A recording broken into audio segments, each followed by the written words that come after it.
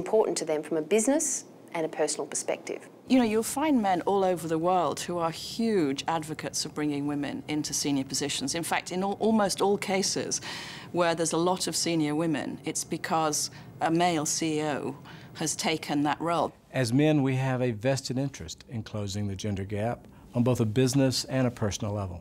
Close the gender gap in South Africa, we would achieve a much more fulfilling life for men and women. The nice thing about closing the gender gap is that you'll actually liberate men. So I think in addressing issues about women, organizations are also addressing issues about men. So, can business in the 21st century afford not to deal with the gender gap? Afford not to maximize the full potential of all their talent? What is the cost to business of not closing this gender gap? The research that I've done around gender diversity and the impact that that has around profitability and productivity to organisations, I do actually fundamentally believe that if you don't get it and start getting it quickly, that you're absolutely going to be left behind. Cost of not closing the gender gap will be in the future a developmental crisis with economic implications and also in the growing of the country.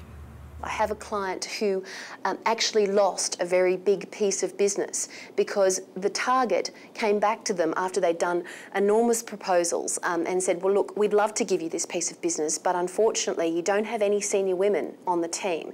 And our senior women are not too happy about that, so we have to give it to your competitor. So by creating an environment that prevents your women from flourishing, your business will suffer at every level. But if you're proactive, you can turn this around. The gender issue is a business issue. It's about your bottom line. And the benefits to an organization are huge. The potential dividend to economic output from reducing gender inequality is huge.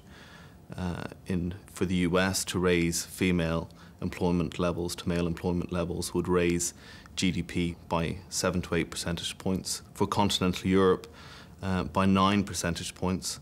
For Japan, by 16 percentage points. And for many developing economies, the gains would be even bigger than that. I think that the Western world will be learning things about gender diversity from India. I see them as having most of their major corporations having a huge number of senior women at the top.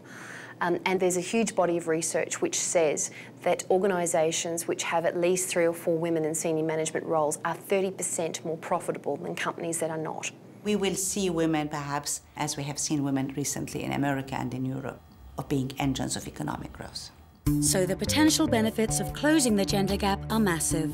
But one question remains. How rapidly do we need to deal with the issues of the gender gap? How long can we afford to wait? In terms of time horizon, I absolutely believe that this is business critical and super urgent.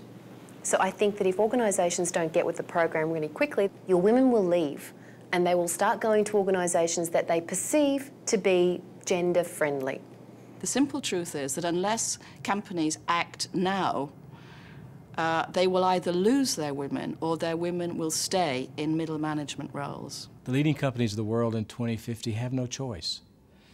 The demographics, the fierce battle for talent means they have to use every resource they have to the potential, and that includes all of our women. And if global business does provide the support and structures which will enable women to achieve their full potential, how could our world look by the year 2050? By 2050, I hope that Brazil have better conditions in the labor market and the women and men working together to build the world. We could be in a place where when you walk into an organisation, you're just as likely to see a female CEO as you are to see a male. And that would be a marvellous thing for organisations generally.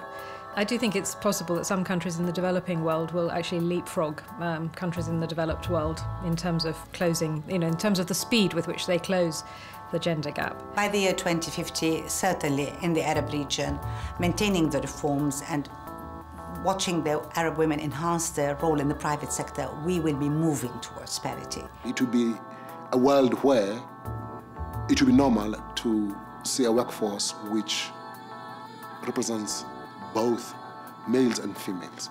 My vision for 2050 is that you don't recognize gender as an issue. Just like I don't care whether you're Scottish or Irish or white or brown, I don't see why I shouldn't hope for a world where I don't care if it's a woman or a man. He or she gets there because he or she is the best. The leading companies of the world in 2050 are going to be those companies that have found a way to bring diverse teams to their leadership, found a way to create opportunities for women throughout their organization all the way to the top. Good leaders have to say positive words, positive stuff which make people feel, okay, that's good.